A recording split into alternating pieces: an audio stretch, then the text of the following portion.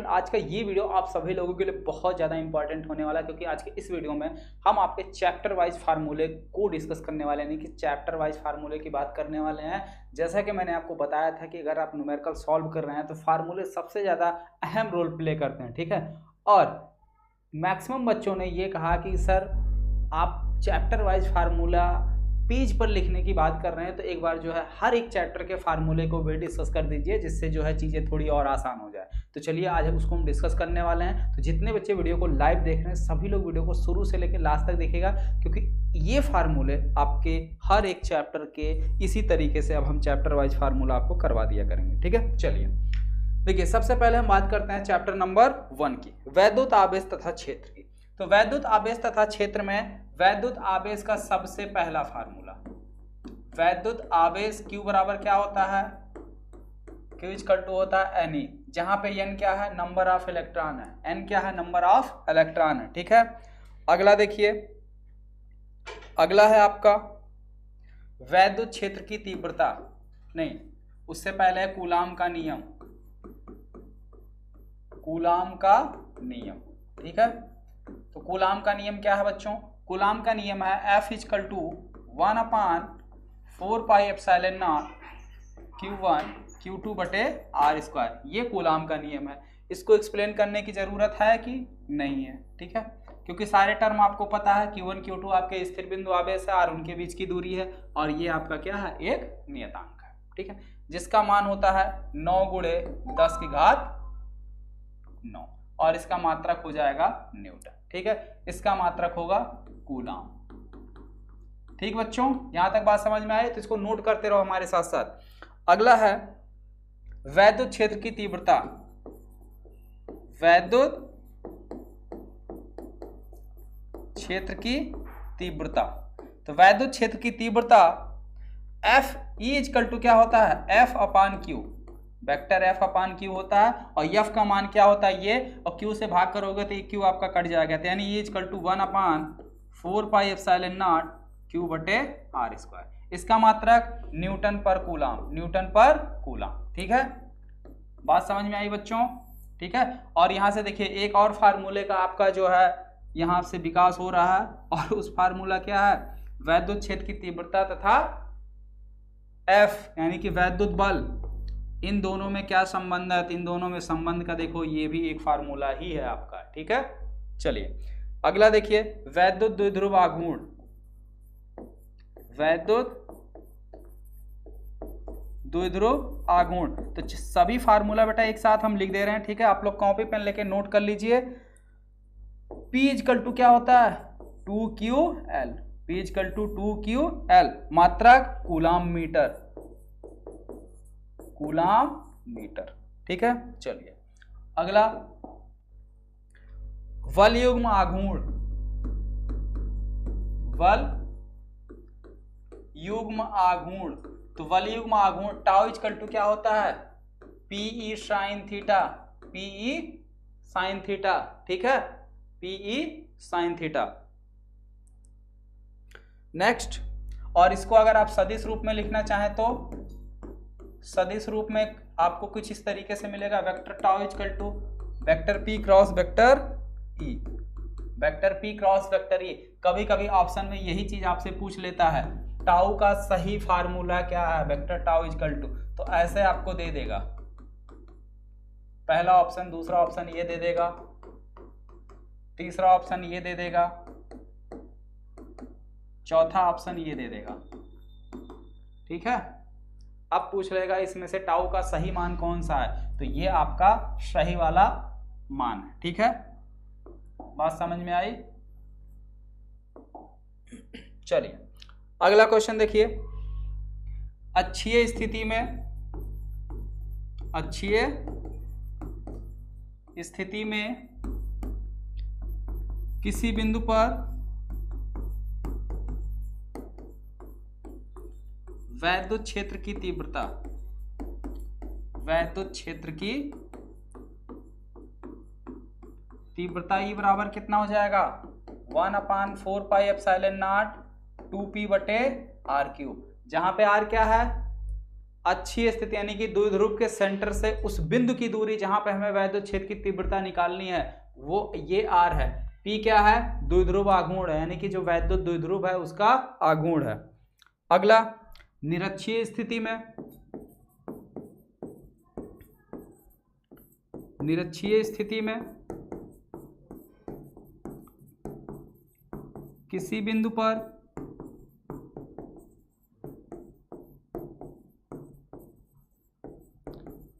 वैद्युत क्षेत्र की तीव्रता इक्वल टू 1/4πε0 P/r³। ये आपका निरक्षीय स्थिति का फार्मूला है, ठीक है। चलिए अगला क्वेश्चन देखते हैं।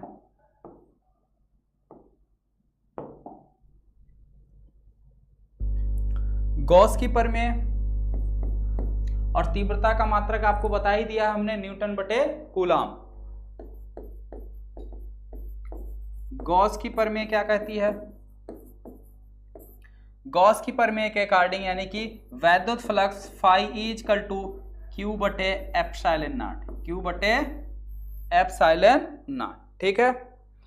या ये आपको इस रूप में भी मिल सकता है, phi equal to summation Q/ε0, यानी कि कुल आवेश बटे ε0, कुल आवेश बटे ε0। ये आपकी गॉस की प्रमेय का, ठीक है।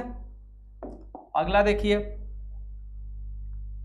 अनंत लंबाई के, अनंत लंबाई के सीधे धारावाही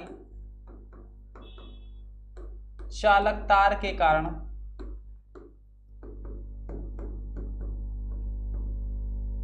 वैद्युत क्षेत्र की तीव्रता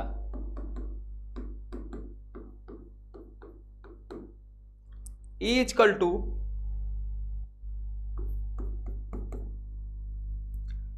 λ/2πε0 इंटू r, या इसको आप इस तरीके से भी लिख सकते हो 1/4πε0 इंटू 2λ/r, जहां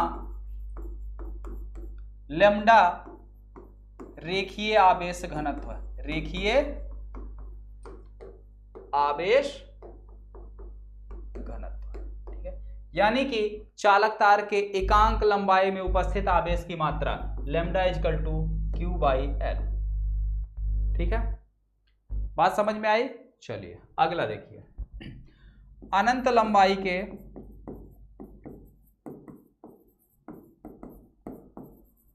एक समान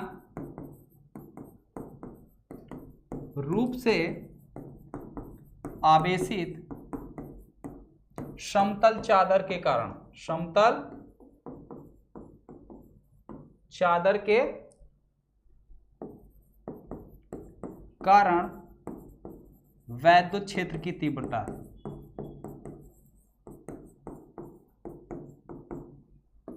इक्वल टू σ/2ε0, इक्वल टू σ/2ε0, जहां सिग्मा जो है पृष्ठीय आवेश घनत्व, क्या है?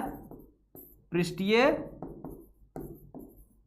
आवेश घनत्व, ठीक है, पृष्ठीय आवेश घनत्व है,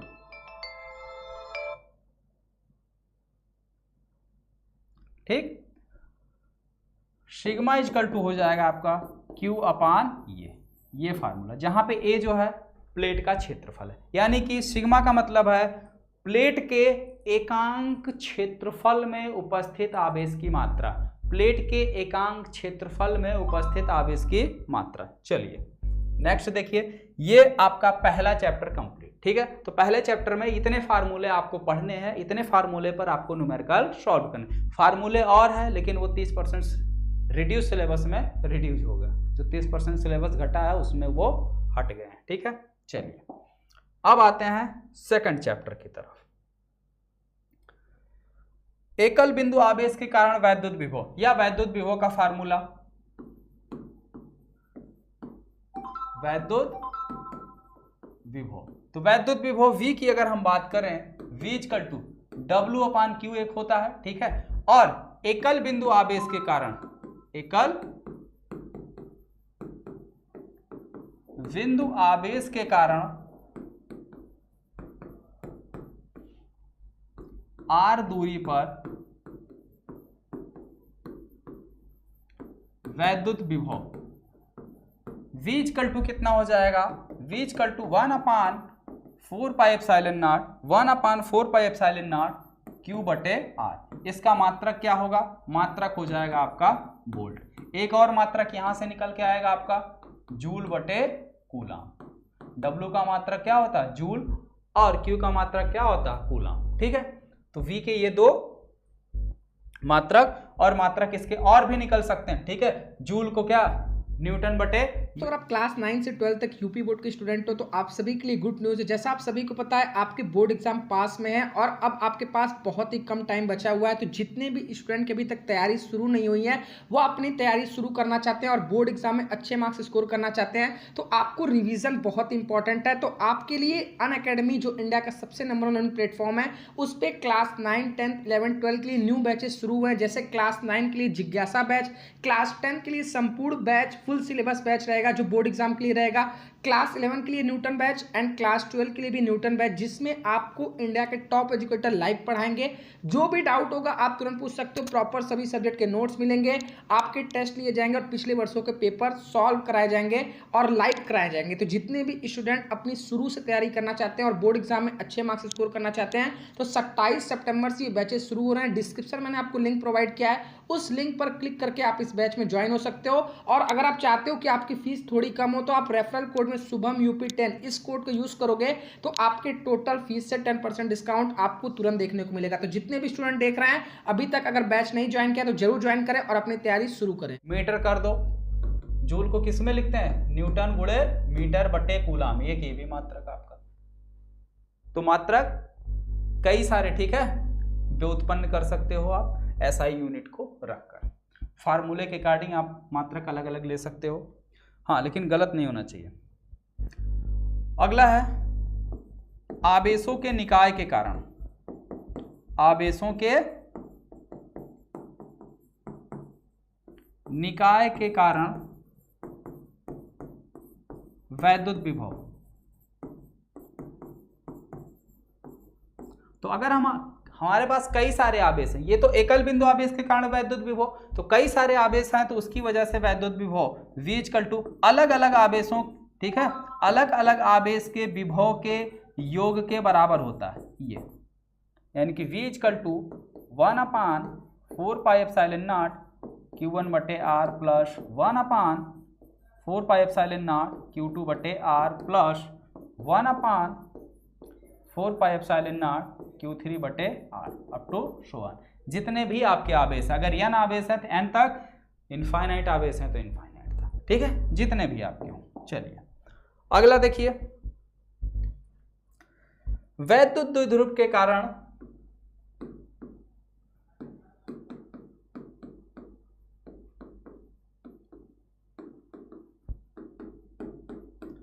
अक्षीय स्थिति में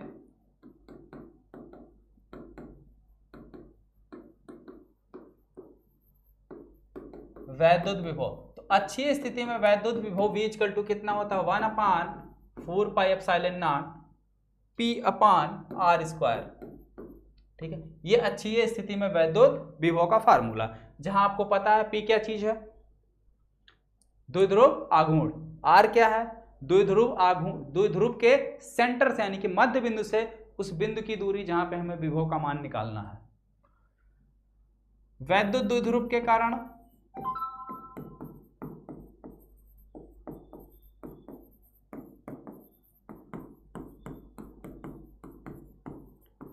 निरक्षीय स्थिति में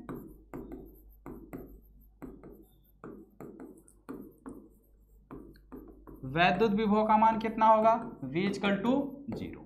ठीक है, और इसको हमने आपको प्रूफ भी करवाया है। अगला देखो, विभव परवणता तथा वैद्युत क्षेत्र की तीव्रता में संबंध, वैद्युत क्षेत्र की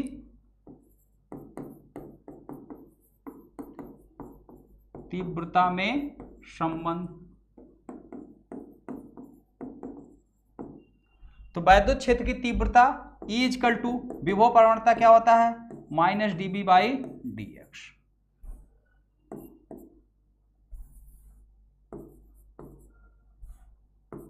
delta V by delta x, या इसी को आप लिख सकते हैं माइनस dB बाई dx। यानी कि दूरी के सापेक्ष विभव के मान में होने वाले ऋणात्मक परिवर्तन, ठीक है, वो किसके बराबर होता है, वैद्युत क्षेत्र के। चलिए अगला देखिए, यदि धातु की दो प्लेटों के बीच विभवांतर V हो, ठीक है, और उसके बीच की दूरी D हो, तो उसके मध्य वैद्युत क्षेत्र की तीव्रता कितनी होगी। यदि दो प्लेटों के बीच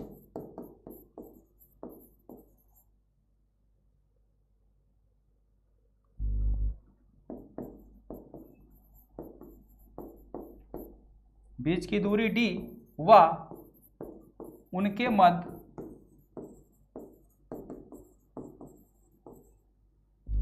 उनके मध्य विभवांतर V हो, तो प्लेटों के बीच वैद्युत क्षेत्र की तीव्रता E बराबर V अपान D, E बराबर V अपान D, ठीक है, ये फार्मूला। नेक्स्ट,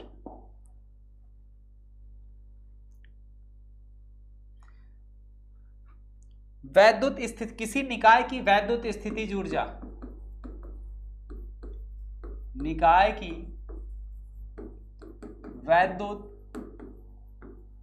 स्थितिज ऊर्जा U equal to 1/4 pi epsilon not Q1 Q2 बटे R स्क्वायर, ठीक है, Q1 Q2 बटे R स्क्वायर।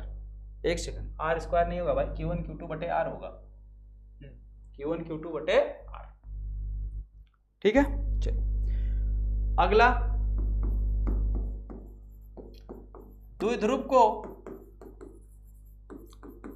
घुमाने में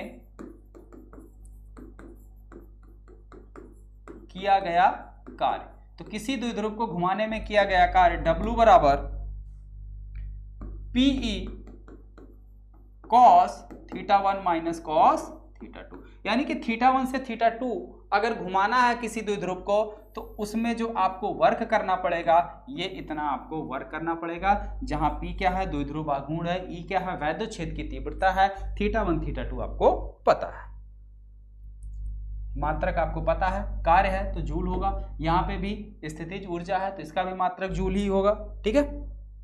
चलिए, समांतर प्लेट संधारित्र की धारिता, समांतर प्लेट संधारित्र की धारिता C इक्वल टू कितना होता है, K epsilon not A upon D, जहां पे K माध्यम का परावैद्युतांक है, A प्लेटों का क्षेत्रफल है, D और उसके बीच की दूरी, यानी दोनों प्लेटों के बीच की दूरी। चलिए नेक्स्ट देखिए, अगला फार्मूला, संधारित्रों का समायोजन, यानी कि श्रेणी क्रम में संधारित्रों का समायोजन,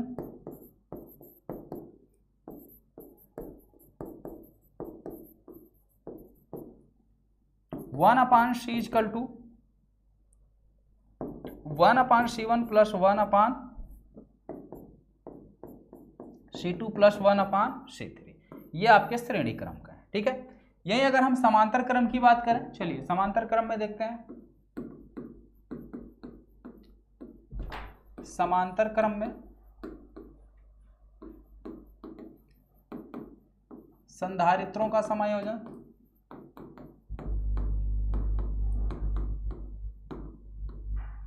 C equal to C1 plus C2 plus C3, ठीक है, जस्ट आपके प्रतिरोध का उल्टा, जस्ट आपके प्रतिरोध का उल्टा। चलिए अगला देखिए, आवेशित संधारित्र की स्थितिज ऊर्जा,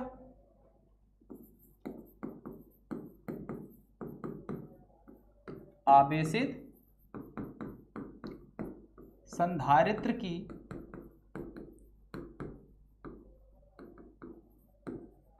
स्थितिज ऊर्जा U equal to half CB square, या इसका एक और फार्मूला होता है, आप C यहां से आप मान बदलते जाइए, कहां से, C इजकल टू क्या होता है Q अपान V।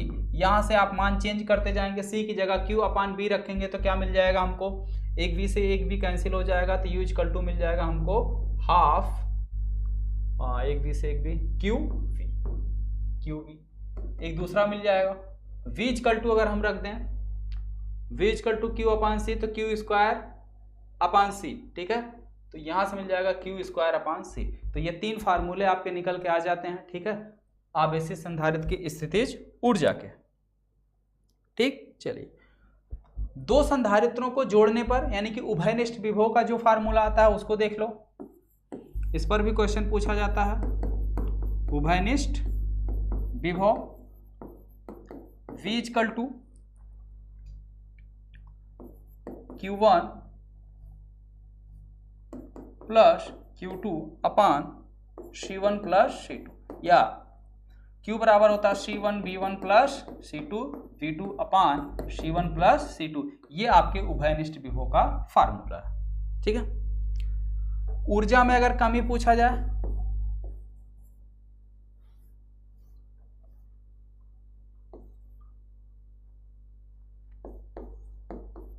ऊर्जा में कमी का अगर आपसे फार्मूला पूछा जाए, ऊर्जा में कमी यानी कि डेल्टा U, ठीक है, delta U equal to 1 upon 2 C1 C2 upon C1 plus C2 into V1 minus V2 का whole square, V1 minus V2 का होल स्क्वायर, ठीक है। ऊर्जा घनत्व, संधारित्र की ऊर्जा घनत्व,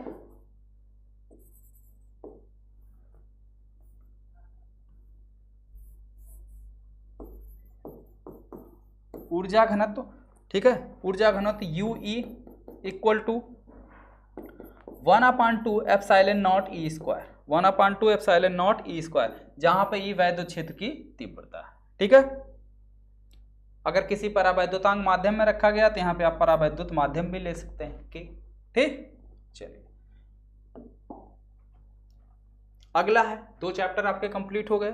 विद्युत धारा पे आ जाइए। धारा तथा अनुगमन वेग में संबंध, पहला धारा तथा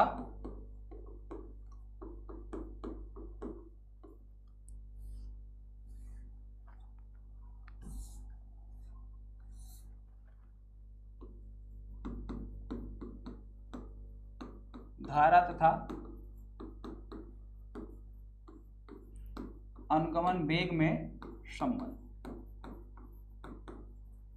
तो क्या संबंध होता है, I बराबर NEA/VD, ठीक है, NEA/VD, जहां पे VD क्या है, अनुगमन वेग है, N क्या है, नंबर ऑफ इलेक्ट्रॉन, A क्या है, चालक तार के क्रॉस सेक्शन एरिया का क्षेत्रफल यानी कि अनुप्रस्थ काट का क्षेत्रफल, E क्या है, एक इलेक्ट्रॉन पर उपस्थित आवेश की मात्रा, ठीक।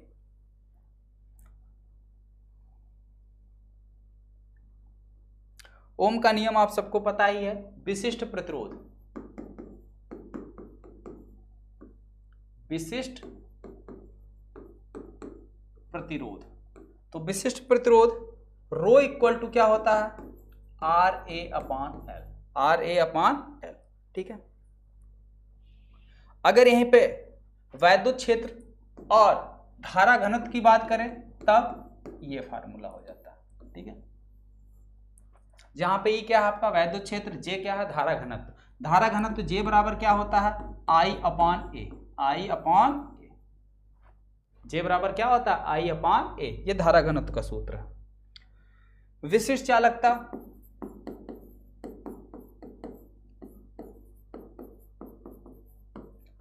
विशिष्ट चालकता sigma equal to 1 upon rho, sigma equal to 1 upon rho, तो इसको रखोगे तो क्या हो जाएगा, L अपान R, इसकी वजह से J बाई E, ठीक है।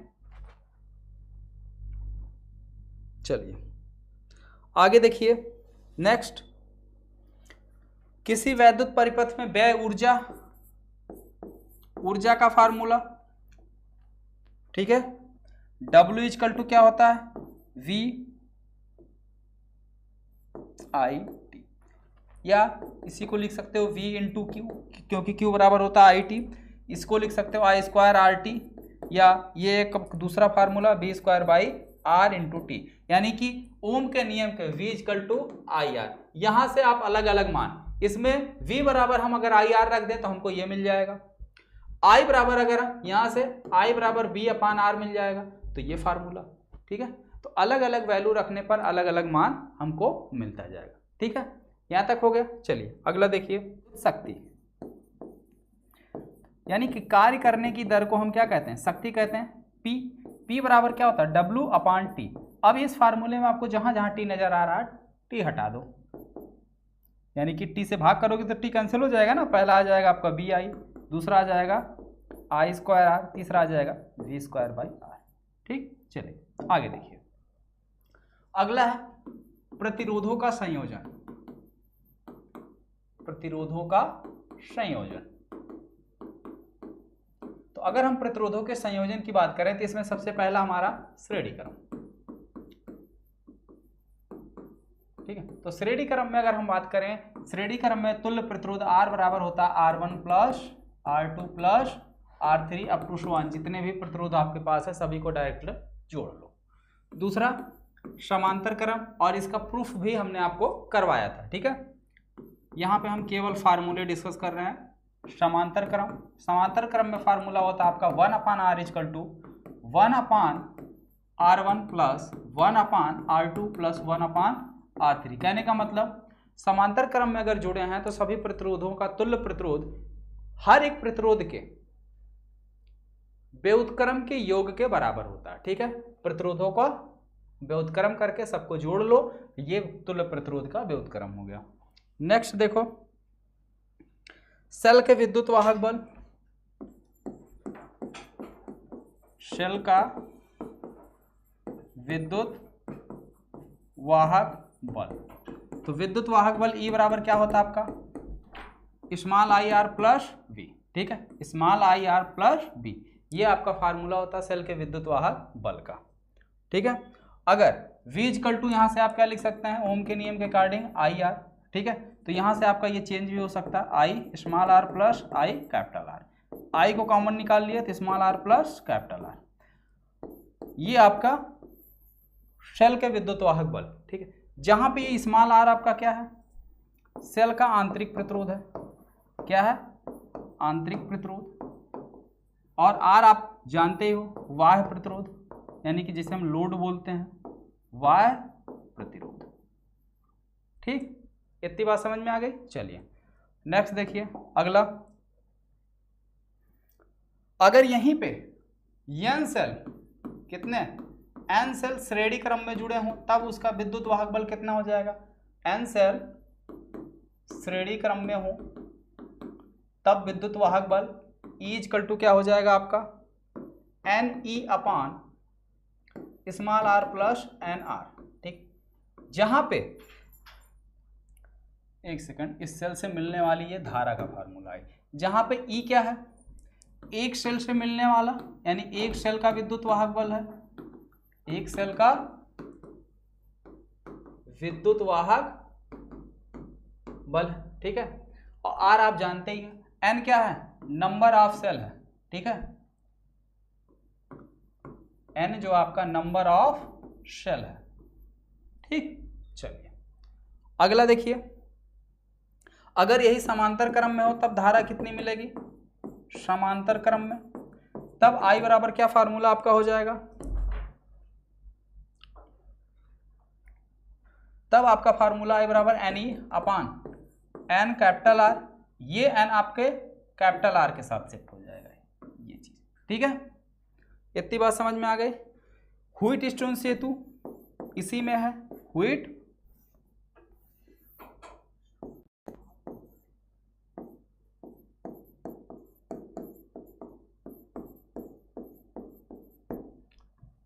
P upon Q equal to R by S। ये व्हिट स्टोन सेतु आप सबको पता है। इसी में किरचॉफ का नियम है। किरचॉफ का पहला नियम क्या है, समेशन I इक्वल टू 0। ठीक है, दूसरा नियम क्या है, summation I into R equal to V। ठीक है, ये आपका पहला नियम है, ये दूसरा नियम है। यानी कि संगत प्रतिरोध, किसी भी प्रतिरोध में अगर धारा बह रही है तो संगत प्रतिरोध में बहने वाली धारा ठीक है, और उस प्रतिरोध के गुणनफल का मान उस बंद पास में लगे हुए शेल के विद्युत वाहक बल के बराबर होता है। ठीक है, ये फार्मूला। इस बी की जगह पे आपको कहीं कहीं पे ई भी लिखा मिलेगा। ठीक है, तो कोई आपको कंफ्यूज होने वाली बात नहीं है, दिक्कत। ओके बच्चों, तो ये 3 चैप्टर के फार्मूले आपके सामने डिस्कस कर दिए जा चुके हैं। ठीक है, और अगर आपको इसका पीडीएफ चाहिए तो आपको नीचे टेलीग्राम ग्रुप का लिंक दिया गया है, आप नीचे टेलीग्राम ग्रुप ज्वाइन कर लीजिए। टेलीग्राम ग्रुप में जो है इसका पीडीएफ सेंड कर दिया जाएगा और इसके आगे का पार्ट यानी कि चैप्टर नंबर 4, 5 और 6 कल डिस्कस किया जाएगा।